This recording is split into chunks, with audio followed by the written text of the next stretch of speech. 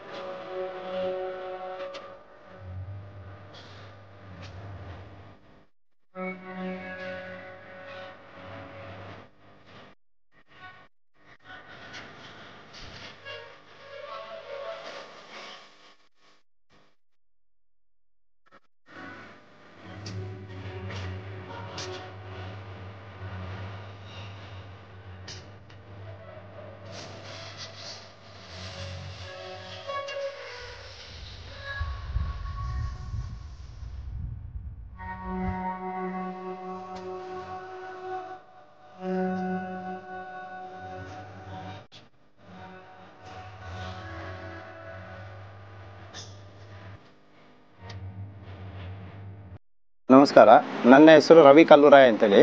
ನಾನು ಇಲ್ಲಿ ಸುಮಾರು 5-6 ವರ್ಷದಿಂದ ಪೂಜೆ ಮಾಡ್ತಾ ಇದ್ದೇನೆ. ಮತ್ತು ಮೊದಲು ಇಲ್ಲಿ ಬೇರೆಯವರು ಮಾಡ್ತಾಯಿದ್ರು. ಇದು ಆ್ಯಕ್ಚುಲಿ ಇದು ಬಲಮುರಿ ಕ್ಷೇತ್ರ ಅಂತೇಳಿ, ಕಣ್ಣುಮುನೀಶ್ವರ ಕ್ಷೇತ್ರ. ಇಲ್ಲಿ ಬಲಮುರಿಯಲ್ಲಿ ಅಗಸ್ತ್ಯೇಶ್ವರ, ಕಣ್ಣುಮುನೀಶ್ವರ, ಹಾಗೆ ಮಹಾವಿಷ್ಣು ದೇವಸ್ಥಾನ, ಹಾಗೆ 3 ದೇವಸ್ಥಾನಗಳು ಇದೆ. ಅದರಲ್ಲಿ ಕಣ್ಣುಮುನೀಶ್ವರನು ವಿಶೇಷವಾದ ಪ್ರಾಶಸ್ತ್ಯವನ್ನು ಪಡೆದಂಥ ದೇವಸ್ಥಾನ. ಇಲ್ಲಿ ಕಣ್ಣುಮುನೀಶ್ವರನು ಅವನಿಗೆ ಮಕ್ಕಳಿಲ್ಲದ ಉದ್ದೇಶದಲ್ಲಿ ಮಕ್ಕಳನ್ನು ಅರಸುತ್ತಾ ಬರುವಾಗ ಅವನಿಗೆ ಅಗಸ್ತ್ಯೇಶ್ವರನಿಂದ ಮಕ್ಕಳು ಸಿಗ್ತದೆ ಅಂತೇಳಿ, ಅವನಿಗೆ ಮಗು ಸಿಗುತ್ತೆ ಅಂತೇಳಿ ಅವನಿಗೆ ಆದೇಶ ಆಗಿರ್ತದೆ. ಹಾಗೆ ಅವನು ಇಲ್ಲಿ ಈಶ್ವರನನ್ನು ಪೂಜೆ ಮಾಡಿಕೊಂಡು ಅಗಸ್ತ್ಯೇಶ್ವರ ಬರುವವರೆಗೆ ಇಲ್ಲಿ ಕಾಯ್ತಾ ಇದ್ದ. ಆಮೇಲೆ ಬಂದ ಮೇಲೆ ಅವನಿಗೆ ಮಗುವಿನ ಅನುಗ್ರಹ ಮಾಡ್ತಾರೆ ಅಗಸ್ತ್ಯೇಶ್ವರ. ಹಾಗೆ ಇಲ್ಲಿ ಈ ಕ್ಷೇತ್ರದಲ್ಲಿ ವಿಶೇಷವಾಗಿ ಮುನಿಗಳು ಸ್ಥಾಪನೆ ಮಾಡಿದಂಥ ಈಶ್ವರ ದೇವಸ್ಥಾನ ಆದ ಕಾರಣ ಕಣ್ಣುಮುನೀಶ್ವರ ಇದು. ಹಾಗೆ ಇಲ್ಲಿ ಮಾಡಿದಂಥ ಎಲ್ಲ ಕ್ರಿಯೆಗಳಿಗೂ ವಿಶೇಷವಾದಂಥ ಪ್ರಾಶಸ್ತ್ಯ ಇದೆ. ಒಳ್ಳೆಯ ಅಭಿವೃದ್ಧಿಯೂ ಆಗ್ತದೆ. ಕೆಲಸ ಮಾಡ್ಕೊಂಡು ಬಂದವರು ಎಲ್ಲ ಕಾರ್ಯಗಳು ನಡೀತದೆ. ಹಾಗೆ ಇಲ್ಲಿ ಆಶ್ಲೇಷ ಬಲಿ, ಸಪ ಸಂಸ್ಕಾರ ಮತ್ತು ಶಾಂತಿ ಹೋಮಗಳು, ಪ್ರಾಯಶ್ಚಿತ್ತ ಹೋಮಗಳು, ಜೊತೆಗೆ ಯಾವುದೇ ದೋಷ ಪರಿಹಾರಕ್ಕಿದ್ದರೆ ಅದಕ್ಕೆ ಬೇಕಾದಂಥ ಹೋಮಗಳು, ಪಿತೃ ಕಾರ್ಯಗಳು, ಮತ್ತು ಪಿಂಡ ಪ್ರದಾನ, ಮತ್ತು 11-12ನೇ ದಿವಸದಲ್ಲಿ ಕರ್ಮಾಂತರ ಕ್ರಿಯೆಗಳು, ಈ ಥರದ ಕ್ರಿಯೆಗಳೆಲ್ಲ ಇಲ್ಲಿ ಮಾಡ್ತಾ ಹೋಗ್ತಾರೆ. ಶಿವರಾತ್ರಿ ಕಣ್ಣುಮುನೀಶ್ವರನಲ್ಲಿ ವಿಶೇಷವಾದ ಪೂಜೆ, ಅಭಿಷೇಕ, ಆಮೇಲೆ ವಿಶೇಷವಾದಂಥ ಹೋಮಗಳು ಇದನ್ನೆಲ್ಲ ಮಾಡಿಕೊಂಡು ಶಿವರಾತ್ರಿ ಹಾಗೂ ಮಾರನೇ ದಿವಸ ವಿಶೇಷವಾದಂಥ ಜಾತ್ರೆ ನಡೀತದೆ. ಅದು ಬಿಟ್ಟರೆ ಬೇರೆ ಜಾತ್ರೆ ಅಂತ ಯಾವುದೂ ಇಲ್ಲ. ಮಾಮೂಲು ಊರವರ ಹಬ್ಬಗಳು ಅದು ಇದೆಲ್ಲ ನಡ್ಕೊಂಡು ಬರ್ತದೆ. ಹಾಗಾಗಿ ಈ ಕ್ಷೇತ್ರದಲ್ಲಿ ಕಾರ್ಯಕ್ರಮಗಳು, ವಿಶೇಷವಾದಂಥ ಕಾರ್ಯಕ್ರಮಗಳು ಮೇಲೆ ಹೇಳಿದಂತೆ ಎಲ್ಲ ಕಾರ್ಯಕ್ರಮಗಳು ನಡೀತದೆ. ಜೊತೆಗೆ ಈ ದೇವಸ್ಥಾನದ ಹಿಂಭಾಗದಲ್ಲಿ ಇರುವಂಥ ದೊಡ್ಡ ಹಾಲ್, ವಿಶೇಷ ಕಾರ್ಯಗಳನ್ನು ನಡೆಸಲಿಕ್ಕೆ ಇರುವಂಥ ಒಂದು ಹಾಲು. ಈ ಕ್ಷೇತ್ರ ಇನ್ನೂ ಅಭಿವೃದ್ಧಿ, ಕೊಡಗಿನಲ್ಲಿ ಇಂಥ ಹಲವಾರು ಕ್ಷೇತ್ರ ಇದೆ, ಅದರಲ್ಲಿ ಇದು ಬಲಮುರಿ ಕ್ಷೇತ್ರವು ಒಂದು. ಇದು ಅಭಿವೃದ್ಧಿ ಆಗಬೇಕು. ಆ್ಯಕ್ಚುಲಿ ಮೈಸೂರು ಬಲಮುರಿ ಅಂದರೆ ಎಲ್ಲರೂ ಪ್ರಚಾರ ಇದೆ, ಬಟ್ ಕೊಡಗಿನಲ್ಲಿರುವಂಥ ಬಲಮುರಿ ಅಂದರೆ ಯಾರಿಗೂ ಜಾಸ್ತಿ ಪ್ರಚಾರ ಇಲ್ಲ. ಇದು ಆದಷ್ಟು ಪ್ರಚಾರ ಆಗಬೇಕು, ಅಭಿವೃದ್ಧಿ ಆಗಬೇಕು. ಹಾಗೆ ಕ್ಷೇತ್ರದಲ್ಲಿ ದೇವರ ಅನುಗ್ರಹವನ್ನು ಎಲ್ಲರೂ ಪಡಿಬೇಕು, ಈ ಅಭಿವೃದ್ಧಿ ಆಗಬೇಕು. ಇದರ ಜೊತೆಗೆ ಇದಕ್ಕೆ ಎಲ್ಲರೂ ಸಹಾಯ ಮಾಡಬೇಕು ಅಂತೇಳಿ ಕೇಳ್ಕೊತೇನೆ. ಗೌರ್ಮೆಂಟ್ ಆಗಲಿ ಅಥವಾ ಸಂಬಂಧಪಟ್ಟ ಯಾರೇ ಈ ವಿಡಿಯೋ ನೋಡಿದ ಎಲ್ಲ ಪ್ರತಿಯೊಬ್ಬರು ಇಲ್ಲಿದ್ದು ಹಬ್ಬ ಹರಿದಿನಗಳು ಅಥವಾ ನಿತ್ಯದಲ್ಲಿ ಕೂಡ ಇಲ್ಲಿ ಬೆಳಿಗ್ಗೆ 7 ಗಂಟೆಯಿಂದ ಮಧ್ಯಾಹ್ನ 12 ಗಂಟೆಯವರೆಗೂ ಪೂಜಾ ಕಾರ್ಯಕ್ರಮ ನಡೀತದೆ. ಆ ಯಾವುದೇ ಸಮಯದಲ್ಲಿಯೂ ಈ ಕೆಳಗಿನ ನಂಬರನ್ನು ಸಂಪರ್ಕ ಮಾಡಿಕೊಂಡು ಇಲ್ಲಿ ಬಂದು ದೇವರ ಅನುಗ್ರಹ ಪಡ್ಕೊಂಡು ದೇವರ ಕೃಪೆಗೆ ಪಾತ್ರ ಆಗಿ ಅಂತೇಳಿ ನಾನು ಎಲ್ಲರ ಪರವಾಗಿ ಕೇಳ್ಕೊಳ್ತಾ ಇದ್ದೆ. ಬನ್ನಿ, ಹಾಗೆ ನಮ್ಮ ಇನ್ನೊಬ್ಬರು ಅವ್ರನ್ನ ಪರಿಚಯ ಮಾಡಿಕೊಡ್ತೀನಿ. ಇವರು ಜಯಣ್ಣ ಅಂತ, ಈ ದೇವಸ್ಥಾನದ ಕಾರ್ಯಕರ್ತರಲ್ಲಿ ಇವರು ಒಬ್ಬರು. ಇವರು ನಮ್ಮ ಈ ದೇವಸ್ಥಾನದ ಬಗ್ಗೆ ಕೆಲವು ಮಾಹಿತಿಗಳನ್ನ ಕೊಡ್ತಾ ಇದ್ದಾರೆ. ಹೇಳಿ ಜಯಣ್ಣವರೇ, ನಿಮಗೆ ಇದು ಬಹಳ ಪುರಾತನ ಕಾಲದಲ್ಲೇ ಆಗಿರುವಂಥ ದೇವಸ್ಥಾನಗಳು. ಋಷಿಮುನಿಗಳ ಕಾಲದಲ್ಲಿ ಪ್ರತಿಷ್ಠಾಪನೆ ಆಗಿರುವಂಥದ್ದು. 1000 ವರ್ಷದ ಹಿಂದಿನ ಇತಿಹಾಸ ಇರುವಂಥ ದೇವಸ್ಥಾನ ಇದು. ಇದಕ್ಕೆ ಕಾವೇರಿ ಸಂಕ್ರಾಂತಿ ದಿವಸ ಒಂದು ಪೂಜೆ ಮಾಡ್ತಾರೆ, ಮತ್ತು ಒಂದು ಶಿವರಾತ್ರಿ ದಿವಸ ಒಂದು ಪೂಜೆ ಮಾಡ್ತಾರೆ. ಹೀಗೆ ನಡ್ಕೊಂಡು ಪ್ರತಿ ವರ್ಷ ನಡ್ಕೊಂಡು ಬರ್ತಾ ಇದೆ. ಜನಗಳು ಹಾಗೆಯೇ ಡೈಲಿ ಒಂದು ಪೂಜೆ ಮಾಡ್ತಾರೆ. ಹೀಗೆ ನಡ್ಕೊಂಡು ಬರ್ತಾ ಇದೆ.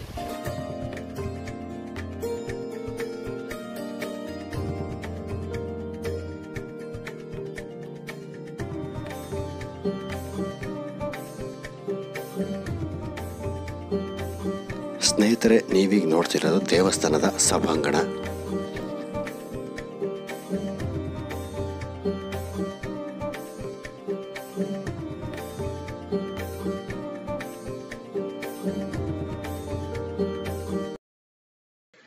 ಇದು ಕಣ್ವ ಮುನೀಶ್ವರ ದೇವಸ್ಥಾನದ ಸಭಾಂಗಣ. ಇದು ಇಲ್ಲಿ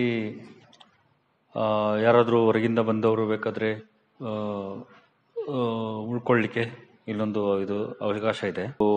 ಇಲ್ಲಿಗೆ ಬಂದು ಹಾಲ್ಟ್ ಆಗುವವರು ಮದ್ಯಪಾನ ಹಾಗೂ ಮಾಂಸಾಹಾರ ಈ ಥರದ್ದೆಲ್ಲ ಇದರಿಂದ ಹೊರಗಡೆ ಇರಬೇಕು. ಕಡ್ಡಾಯವಾಗಿ ಅದೆಲ್ಲ ಇಲ್ಲಿ ನಿಷಿದ್ಧ. ಮತ್ತು ಇಲ್ಲಿ 2019 ಹಾಗೂ 2020ನೇ ಇಸ್ವಿಯಲ್ಲಿ ಬಂದಂಥ ಧಾರಾಕಾರ ಮಳೆಯಿಂದ ಈ ಸಭಾಂಗಣದಲ್ಲೆಲ್ಲ ತುಂಬಾ ನೀರು ತುಂಬಿಕೊಂಡು ತುಂಬಾನೇ ವಸ್ತುಗಳೆಲ್ಲ ಇಲ್ಲಿ ಇದ್ದ ಸಾಮಗ್ರಿಗಳೆಲ್ಲ ನಾಶವಾಗೋಯ್ತು. ಇದ್ರ ಜೊತೆಲಿ ಒಂದು ಚಿಕ್ಕ ವಿಡಿಯೋ ಕ್ಲಿಪ್ಪಿಂಗ್ ಹಾಕ್ತೀವಿ ನೋಡಿ, ಅದರಲ್ಲಿ ನೀವು ನೋಡ್ಕೋಬಹುದು ಯಾವ ಥರ ಎಲ್ಲ ಹಾನಿಯಾಗಿತ್ತು ಅಂತ. ಆಲ್ಮೋಸ್ಟ್ ರೋಡಲ್ಲಿ ಇಲ್ಲಿ ತನಕನೂ ಇಲ್ಲಿ ಮುಂದೆ ನೋಡ್ಬೋದು. ಆಲ್ಮೋಸ್ಟ್ ಸರ್ಕಲ್ ಇಂದನೇ ಬ್ಯಾರಿಕೇಡ್ ಪೊಲೀಸರು ಬ್ಲಾಕ್ ಮಾಡಿಬಿಟ್ಟು ಇಟ್ಬಿಟ್ಟಿರ್ತಾರೆ. ಈ ಕಡೆಯಿಂದ ಇನ್ನು ಯಾವುದೇ ವಾಹನಗಳಿಗೆ ಸಂಚಾರ ಇರೋದಿಲ್ಲ ಮಳೆಗಾಲದಲ್ಲಿ.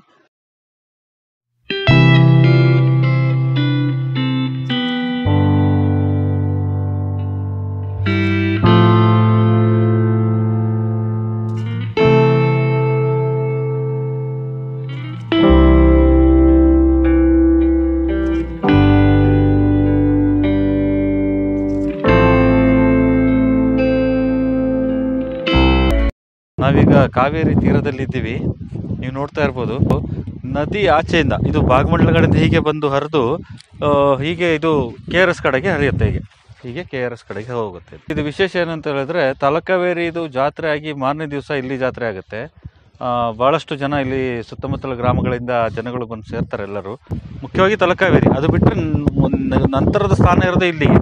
ಇದು ಹೆಸರೇ ಈಗ ನೋಡಿ, ಇಲ್ಲಿ ಕಾವೇರಿ ನದಿ ಬಲಕ್ಕೆ ತಿರುಗೋದ್ರಿಂದ ಇಲ್ಲಿಗೆ ಬಲಮುರಿ ಅಂತ ಹೆಸರು ಬಂದಿರೋದು. ಹಾಗೆ ಮತ್ತು ಇಲ್ಲಿ ಪಕ್ಕದಲ್ಲೇ ಅಗಸ್ತ್ಯೇಶ್ವರ ದೇವಸ್ಥಾನ ಇದೆ, ಹಾಗೂ ವಿಷ್ಣು ದೇವಸ್ಥಾನ ಇದೆ. ಇದೆಲ್ಲ ಈ ಪಕ್ಕದಲ್ಲೇ ಇದೆ ನೋಡಿ. ಇದು ಅಗಸ್ತ್ಯೇಶ್ವರ ದೇವಸ್ಥಾನ, ಹಾಗೂ ಇದು ಕಾಫಿ ತೋಟದ ಒಳಗಡೆ ವಿಷ್ಣು ದೇವಸ್ಥಾನ ಇದೆ. ಮತ್ತು ಭಾಳಷ್ಟು ಸಿನಿಮಾಗಳು ಇಲ್ಲಿ ಶೂಟಿಂಗ್ ಆಗಿದೆ. ಈಗ ತಾನೇ ಕಳೆದ ತಿಂಗಳಲ್ಲಿ ದೃಶ್ಯ 2 ರವಿಚಂದ್ರನ್ ಅವರ ಒಂದು ಸಿನಿಮಾ ಇಲ್ಲಿ ಚಿತ್ರೀಕರಣ ಮಾಡಿದ್ರು. ಅದೇನಾಗಿದೆ? ನಾವೀಗ ಕಣ್ವ ಮುನೀಶ್ವರ ಕ್ಷೇತ್ರದ ಹಿಂಭಾಗಕ್ಕೆ ಬಂದಿದ್ದೀವಿ. ಇದು ಇಲ್ಲಿನ ಹಳೆಯ ಸೇತುವೆ. ಇದು ಮಳೆಗಾಲದಲ್ಲಿ ಇದು ಸಬ್ಮರ್ಜ್ ಆಗೋದ್ರಿಂದ, ಸಂಪರ್ಕ ತಡೆ ಆಗೋದ್ರಿಂದ ಈಗ ಹೊಸದಾಗಿ ಒಂದು ದೊಡ್ಡ ಬ್ರಿಡ್ಜ್ ಮಾಡಿದ್ದಾರೆ ಇಲ್ಲಿ. ಇದು ಪಾರಣೆಗೂ ವಾಟೆಕಾಡಿಗೂ ಸಂಪರ್ಕ ಕಲ್ಪಿಸ್ತದೆ. ನಾವೀಗ ಕಿರು ಸೇತುವೆ ಮೂಲಕ ಕಾವೇರಿ ನದಿನ ದಾಟಿ ಈಚೆ ಬದಿಗೆ ಬಂದಿದ್ದೀವಿ. ಈ ನದಿ ದಾಟಿ ಬಂದ ಉದ್ದೇಶ ಏನಂತ ಹೇಳಿದ್ರೆ, ಇಲ್ಲೂ ಒಂದು ಸುಂದರವಾದ ದೇವಸ್ಥಾನ ಇದೆ, ತುಂಬ ಹಳೆಯ ದೇವಸ್ಥಾನ, ಅಗಸ್ತ್ಯೇಶ್ವರ ದೇವಸ್ಥಾನ. ಬನ್ನಿ ಒಂದ್ಸರಿ ಒಳಗೆ ಹೋಗಿ ನೋಡೋಣ.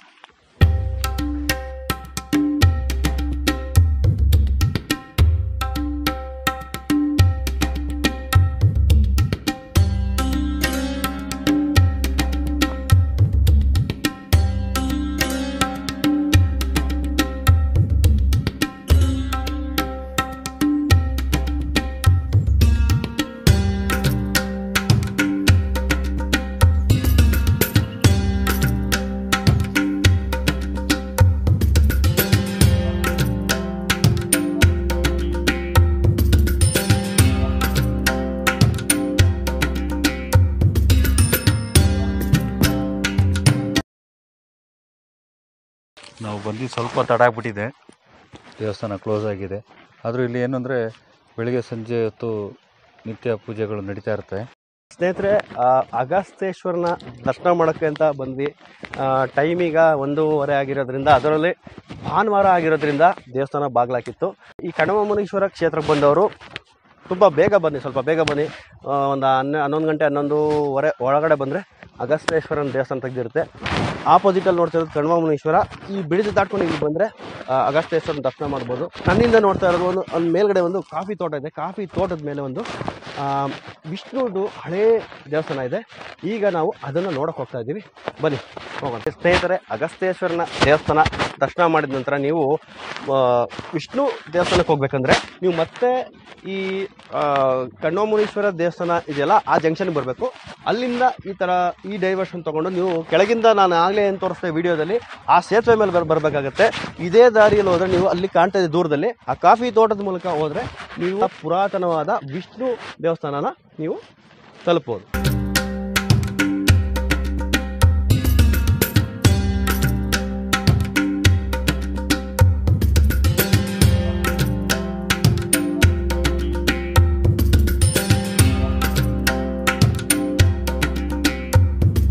ಈಗ ನೀವು ನೋಡ್ತಾ ಇರೋದು ಇದು ವಿಷ್ಣು ದೇವಸ್ಥಾನ.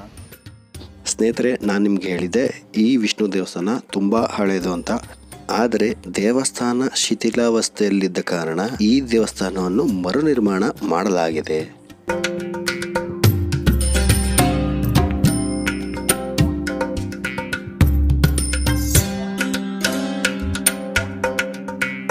ಸ್ನೇಹಿತರೆ, ಇದಿಷ್ಟು ಕಣ್ವಮುನೀಶ್ವರ ದೇವಸ್ಥಾನದ ಇತಿಹಾಸ ಹಾಗೂ ಸ್ಥಳ ಪುರಾಣ ಹಾಗೂ ದೇವಸ್ಥಾನದ ವಿಶೇಷತೆಗಳು.